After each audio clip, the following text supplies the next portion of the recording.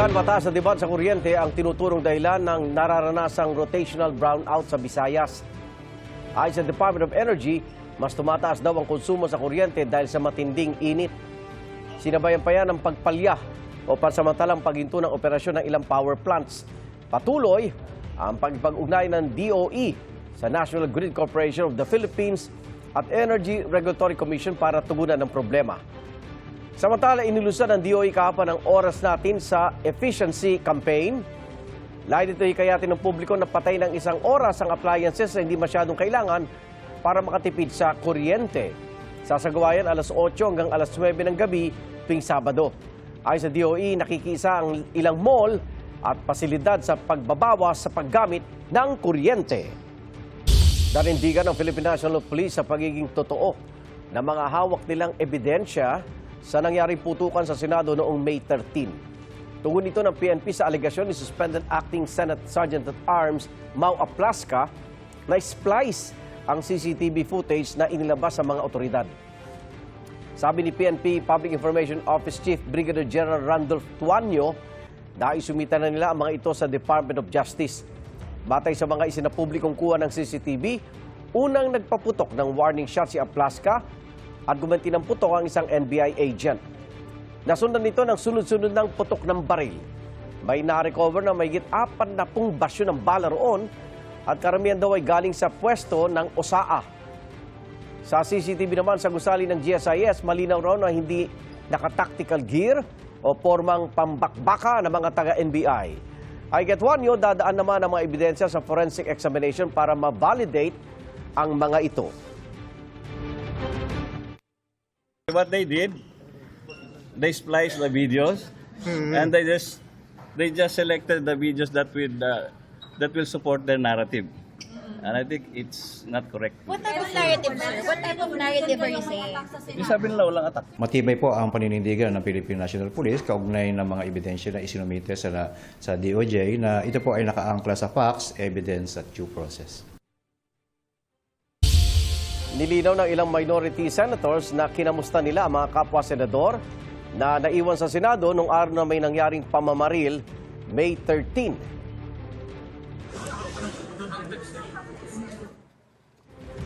Si Senador Win Gatchalian nilapitan si Senadora Pia Cayetano sa plenaryo ng Senado noong Miyerkules. Kasunod naging pahayag ni Senador Cayetano na walang nangumusta sa kanila noon.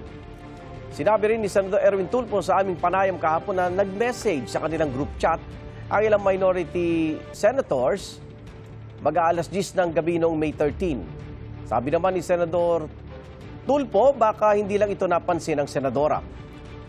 Ayon naman kay Senador Ping Lacson, paano mo kukumustahin ang anyay mga masayang nagkakainan at nag-livestream pa? At pagkatapos ay pinagbintangan ng Senate minority na may alam sa pamamaril. Pinalagan din ni Senadora Risa Ontiveros ang alegasyon na alam umano ng minority senators ang mangyayaring putukan kaya maaga silang umuwi. Giit ni Ontiveros, dapat imbestigahan ang totoong nangyari. Lumabas nga yung napaka-unfair at saka unsubstantiated na malisyosong insinuation laban sa aming mga minority senators. Kung kaya't ngayon, nangangailangan pa talaga ng isang masusing investigasyon.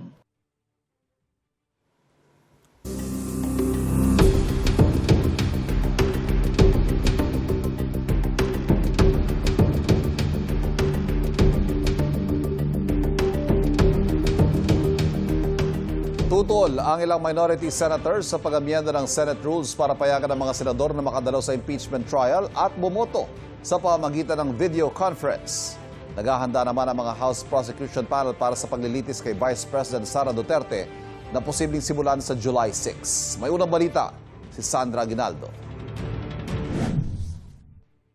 Todo na ang paghahanda ng House Prosecution Panel para sa paparating na impeachment trial ni Vice President Sara Duterte. Nagkaroon daw sila ng mock trial bilang pagsasanay para sa tunay na paglilitis. It is important that we are doing also the mock trial to give us a feel of how it is to do the direct examination and the cross-examination. Actually, kami-kami lang yan. the 11 prosecutors with some private lawyers. So it's just us asking each other about possible questions which can be raised. 4 ang articles of impeachment, ang mali umanong paggamit ng confidential funds, pagbabanta sa Pangulo, bribery, at hindi maipaliwanag na yaman. Basta, ang importante, ang gusto namin, yung first salvo, establish agad. I think we will just do it on a per article basis, no? So we will start with threats and then unexplained wealth, confidential funds misuse, and then bribery. On whichever ground, we have high confidence naman po that talaga makukumbinsi po natin yung po mga senator judges to convict the Vice President. Posibleng sa Hulyo isasagawa ang mismong trial ayon kay Senador Erwin Tulfo. Sa June 1 kasi inaasahang magtatapos ang 10 araw na ibinigay sa Vice Presidente para tumugon matapos siyang padalhan ng summons at kopya ng articles of impeachment. Kasunod nito, may 5 araw naman para tumugon ang prosecution team. Tsaka isasagawa ang pre-trial. After 10 days, nung mag-comply si VP Sara, 10 calendar days, hindi 10 working days. Pagkatapos sasagot yung prosecution na 5 calendar days. After that, yun na yung mga pre-trial, yung mga marking of pieces of evidence. So, we're looking at around talaga ng mga July 6.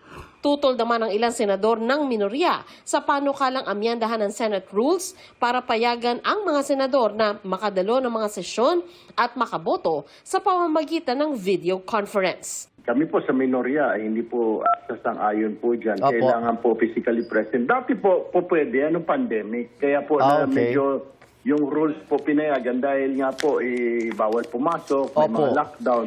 Ngayon po, everything is okay naman po. Kailangan po siguro ng presence sa Senado. Malino yung rules sa Senado. Pinapayagan lamang po ang pagboto via online participation sa mga force majeure at national emergency situations. Okay. Wala pong ganyang national emergency o obtain ngayon. Ito ang unang balita. Sandra Aguinaldo, GMA News.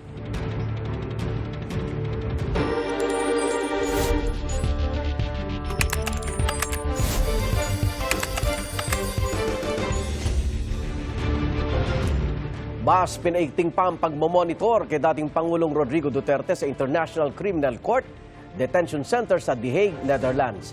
Ayon sa ICC Registry, payo ito ng medical officer ng detention center dahil isang fall risk o malaki ang panganib na matumba si Duterte dahil siya ay 81 years old at may mga karamdaman pa. Dati na raw nawalan ng balanse ang dating Pangulo na agad nilang tinulungan at sinuri ang kalagayan. Inayos din daw ang mga gamit sa loob ng kanyang selda para makagalaw ng mas maayos si Duterte. Wala raw naitalang kaparehong insidente sa nakalipas na 30 araw. Inatasan ng Office of the Ombudsman si Senator Chis Escudero na sagutin ang mga alegasyon sa kanya kaugnay sa flood control scandal. Ayon kay Assistant Ombudsman Miko Clavano, nagsasagawa sila ng preliminary investigation at tinintay nila ang counter affidavit ni Escudero. Sinusubukan pa namin kunan ng pahayag si Escudero. Kabilang ang dating Senate President sa mga nakatanggap umano ng kickback mula sa flood control projects ayon kay dating DPWH Undersecretary Roberto Bernardo. Dati na itong itinanggi ni Escudero.